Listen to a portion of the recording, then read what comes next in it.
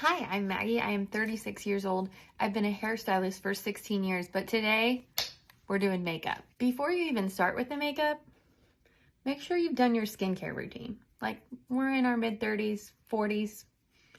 We're going to do that. I like to mix 2 BB creams together.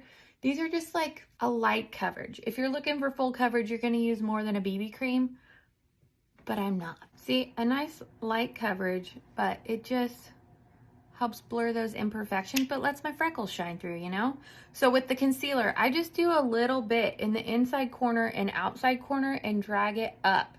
We have fine lines under our eyes, ladies, so we don't need a bunch of makeup on them to just crease and show our age. And then I've highlighted up my nose and go here too. So contour is where I think a lot of women my age are like, don't know where to start because we didn't do that when we grew up with makeup.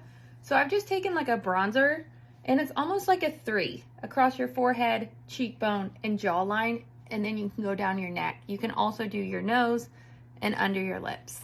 After you've blended to the high heavens, you're gonna take your blush and do it higher on your cheekbones. Anytime I do it on like the apples of my cheeks, it feels like it's pulling my face down, and we want everything lifted. Highlighter, hit the tops of my cheekbones, down my nose, top of my lip, and that's how I do my highlight and contour.